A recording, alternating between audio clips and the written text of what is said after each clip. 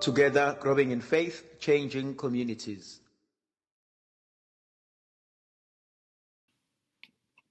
Madunyiswe uJesu Kristo. Namhlanje thandwa zami ngifisa ukuba sibuke incwadi kaExodus isahluko se-11 ivesi ye-10 kuze kube isahluko se-12 ivesi ye-14. Kuleyo mihla uMose no-Aroni benza izimangaliso phambi kukaFaro. Kepha inkosi uNkulunkulu yayenza yaba lukhuni inhliziyo kaFaro. Akabavumelanga abakwa-Israyeli ukuphuma ezweni lakhe. uNkulunkulu wayesethi kuMose no-Aroni, le nyanga mayibekini ngeyokuqala ezinyangeni ivule unyaka. Tshelani lonke ibandla lamadodana ka-Israyeli nithi, ngosuku lwe-10 lwenyanga lwale nyanga yilowo nalowo mnumzane makabambe imvana ibe kuleyo ndlu naleyo ndlu yomndeni. Uma-ke abomndeni beyingcosana bengakwazi ukuyiqeda imvana, mabameme omakhelwane abaseduze kuze kwanele isibalo sabantu abalingene ukuqeda imvana. Mayibe imvana engenasici eyeduna eminyaka munye, ningathatha nempongwana enjalo yembuzi. Anoyigcina kuze kube usuku lwe-14 lwale nyanga. Kothi ngokusihlwa yilowo nalowo webandla lamadodana ka-Israyeli ayihlabe, abesethatha igazi layo alininde ezinsikeni zombili zomnyango nasekhothameni lomnyango ezindlini abayozidlela kuzo. Ngalobo busuku mabayose emlilweni inyama yayo bayidle kanye nesinkwa esingenamvubelo nemfino ebabayo. Ningayidli inyama iseluhlaza noma iphekiwe ngamanzi, cha, ibe eyosiweyo emlilweni kanye nekhanda namanqina nezibili. Makungasali lutho lwayo kuze kuse. Uma ngase kube khona okuseleyo ekseni anokushisa emlilweni. Manidle kanje, anobe senibhukulile, senifake izicathulo ezinyaweni, niphethe izindondolo ezandleni, nidle ngokushesha njengababalekayo, ngokuba kuliphasika okungukuthi ukudlula kwenkosi. Ngizodlula phela ngidabule izwe laseGibhithe ngalobo busuku, ngibulale onke amazibulo ezweni laseGibhithe, awabantu nawempahla. Ngihlawulise amaGibhithe, ngiveze ubuze bobunkulunkuluwana bawo. Mina ngiyinkosi, igazi elisemnyango yezindlu zenu lapho ngikhona liyakuba uphawu lwenu.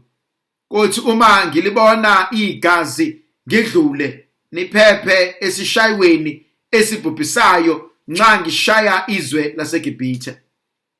Lolo suku nihlale nilukhumbula njalo, nigubhe ngalo umkhosi wenkosi, kube umthetho omiyo njalo ukuba lugcinwe izizukulwane ngezizukulwane. Thandwa zami, selifikile usuku la uNkulunkulu ephilisa, ephephisa, ekhulula abantu bakhe ezweni lobugqila. Kunento engiyibuka ingithinte. Ekugcineni ukhuluma ngokuthi igazi leli eliyobe ligcotshwe einsikeni zeminyango yilona eliyobasindisa.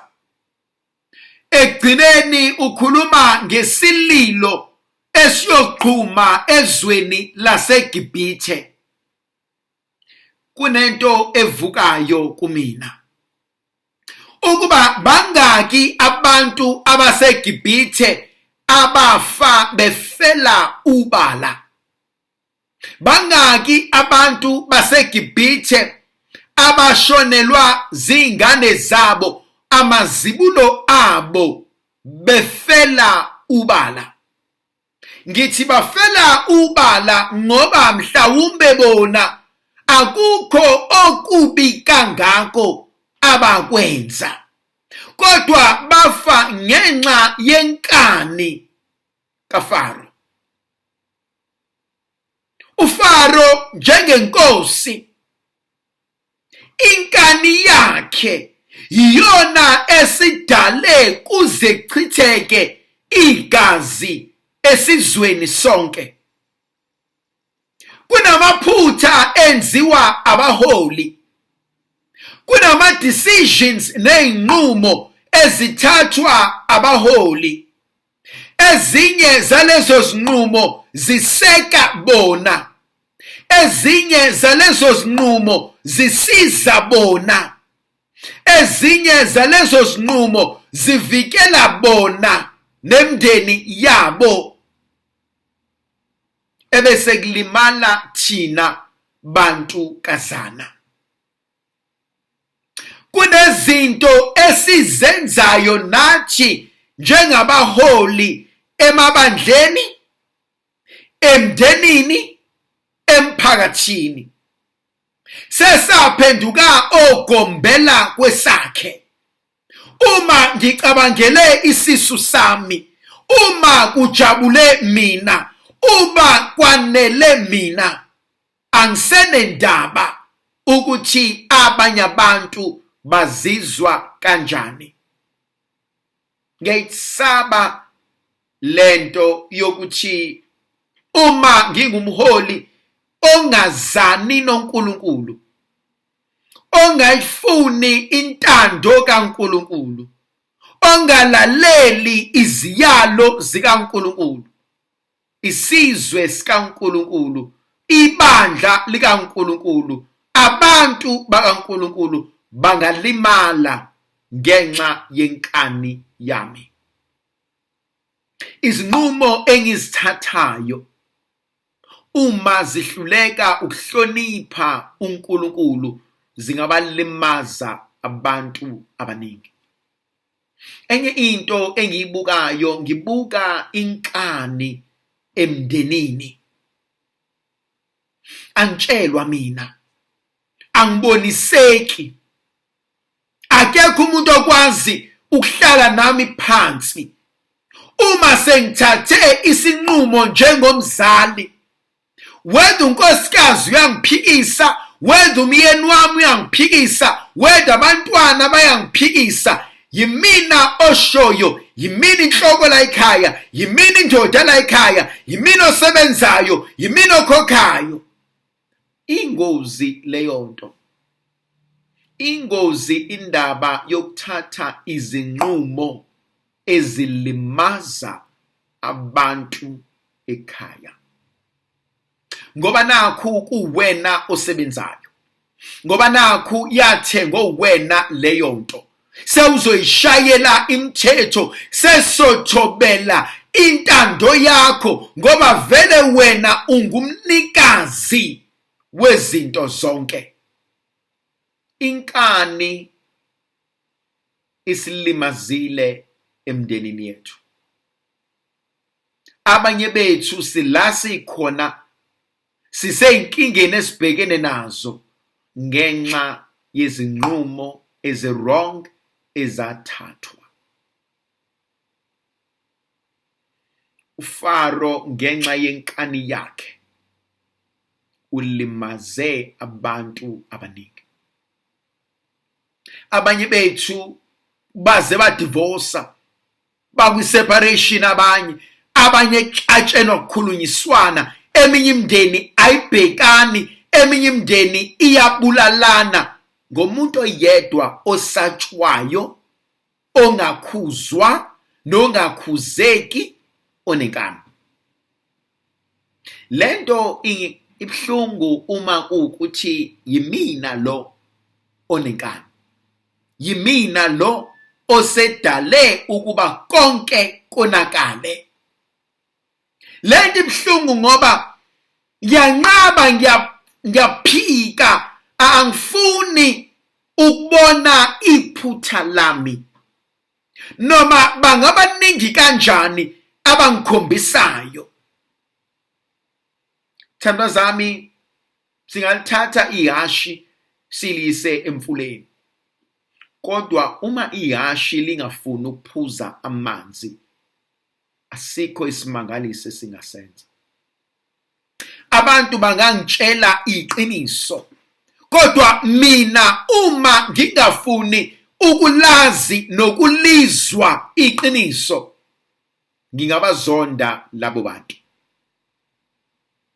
Into engithintayo uthi uNkulunkulu meyikhuluma noMose, uthi ngenani endlini nidle lenyama, nidle ngokusheshsha, ngoba ngothi mase ngidlula ngiyobona igazi ebese niyasizakala. Now ngibuka ukusheshsha kwezinto, ngibuka uNkulunkulu othi ngifuna ukunilungisela manje, ngifuna ukulungisa ngiqedele manje, ngifuna isimo sakho sibe ngcono manje. Ngiyamthanda uNkulunkulu owenze njalo, uNkulunkulu osekuzwile ukukhala kwethu, osekuzwile ukuxakeka, walibona nosizi. And so namhlanje uthatha isinqumo sokuthi angike ngenze lokhu okuswelekile ukuba kwenzeke. Why lento ibalekile kumina? Abanye bethu sithi sesazi ukuthi lokho esikwenzile kuliphutha. Sazi kahle kamhlophe kumele sishintshe. Sazi kahle kamhlophe kunezinto ekumele zenziwe, ebese sidonsa izinyawo ngoba sifuna ukucelwa, ukuncengwa, ukukhothanyelwa nokuhlonishwa, noma isidingo singasekho. Sijabulela ukuthi bazoza kumina bezocela, bazoza kumina bezokhothama, bazoza kumina bezoncenga. Kodwa uNkulunkulu sifundisa into ehlukile. Uthi sengisibonile isidingo, angisadingi ukulinda, kodwa manje ngizokwenza ukuze impilo zabo zibe ngcono. Omunye aze aqhenye athi, welo sibani bana bezanga basitshela ukuthi baxakekile, besobhula insizangoma. Ababona abashongo, hayibo bebekhuluma abantu, akashongo kumina ubezikhulumela. Abanye bethu sinenkinga yokuthi akuve sikuthanda ukuncengwa, akuve sikuthanda ukukhothanyelwa, akuve sikuthanda ukuba senziwe amakhosi. And so umsebenzi kaNkulunkulu umile, umsebenzi kaNkulunkulu ufinyeziwe, ngoba siyaduba, siduba manje, sishiya manje, asincengi lutho, asincengi ibani. Kunokunye engikufundayo, idleni njengomndeni uma ngeke nikwazi ukwanela, ngoba inkulu nina nincane, hlanganyelani nabanye. Angike ngifunde ukwabelana nabanye, angike ngifunde ukwazi ukuthi enginakho mangiphisana ngabelana nabanye angeke kuphele, kodwa uNkulunkulu uzobusisa. Indlovukazi yezulu ayibenathi sibusise sivikele isikhanyisele, isinikeze amandla negrasi elivela kuNkulunkulu uSomandla uyise benendodana nomoya ocwebileyo. Amen.